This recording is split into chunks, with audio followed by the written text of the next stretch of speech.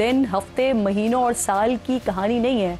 ये 7 दहाइयों से भी ज़ायद पर मबनी जुल्म की दास्तान है जो भारत मकबूजा कश्मीर में रकम कर रहा है।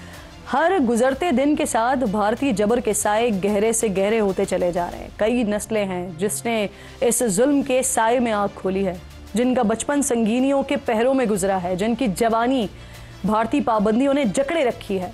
भारत ने अपनी मक्कारी से नाज़रीन ज़मीन का खित्ता तो हासिल कर लिया, लेकिन वो इस पर बसने वालों को कभी अपना नहीं बना सका, उनके ज़मीर नहीं ख़रीद सका, उनके दिलों पर कब्ज़ा नहीं कर सका, उनकी सोच पर काबिज़ नहीं हो सका।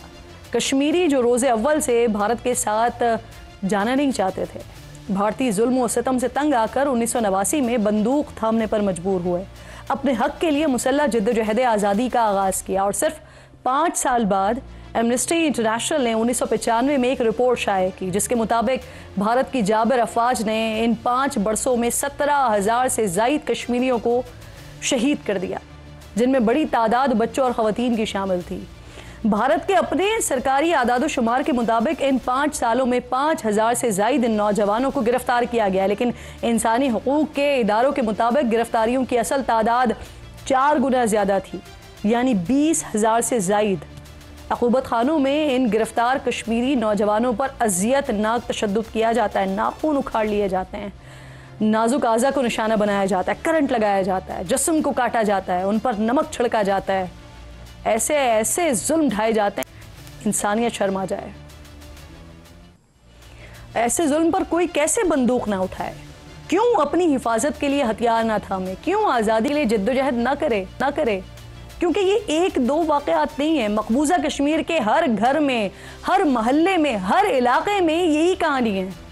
ये जुल्म नाजरीन सिर्फ मर्दों तक महदूद नहीं है। घरों को संभालने वाली ख़वातीन हों, शादी के इंतज़ार में बैठी हुई बहनें हों, या स्कूल जाती हुई कमसन कश्मीरी बच्चियाँ हों, सब इसका निशाना बने।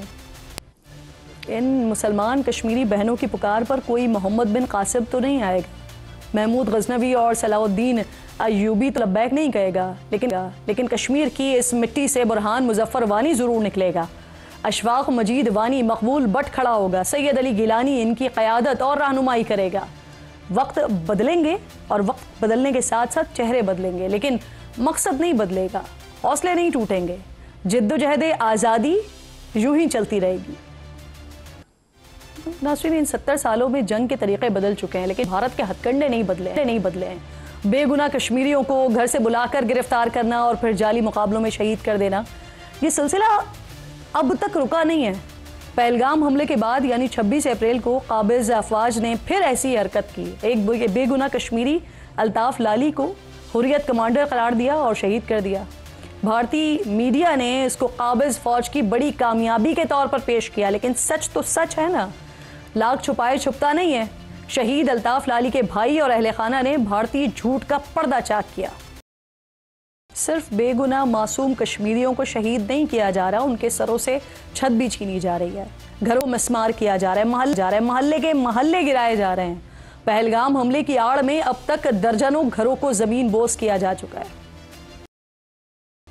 नाज़रीन, सर से छत कब छिन जाए कोई नहीं बता सकता, किसी को कोई इल्म नहीं है। काबिज़ फ़ौज कब गोली मार दे कुछ पता नहीं है, लेकिन पाकिस्तान से मोहब्बत कम नहीं होगी। यही मोहब्बत है जो भारतीय सरकार और मीडिया से बर्दाश्त नहीं हो रही। गोदी मीडिया मकबूजा कश्मीर पर हमला आवर है, गली गली कूचा कूचा जाकर कश्मीरियों पर सवालात की बौछार हो रही है। तलाश है तो बस किसी एक ऐसे जुमले की जो भारत जिंदाबाद का नारा लगा दे, लेकिन वो कश्मीरी ही क्या जो भारत को जिंदाबाद बोल दे। कश्मीरियों की पाकिस्तान से ये जो मोहब्बत है ना नाज़रीन, ये बेवजह नहीं है। इसकी बुनियाद ला इलाहा इल्लल्लाह पर है। इसकी बुनियाद वो हिमायत है जो पाकिस्तान रोज़े अव्वल से मकबूजा कश्मीर और उसके बासियों के लिए करता है। और मुझे यकीन है कि जल्द वो दिन आएगा जब भारत को मुँह की खाना पड़ेगी, तकसीम की यह लकीर मिट जाएगी। दुनिया में आज़ाद और मकबूजा नहीं बल्कि सिर्फ कश्मीर होगा। लाल चौक पर तिरंगा नहीं बल्कि सब्ज़ हिलाली परचम लहराएगा। और इस दिन आज़ादी की ये जो पूरी दास्तान है ना, मैं पहलगाम की हसीन वादियों से आप तक पहुँचाऊँगी इंशाअल्लाह।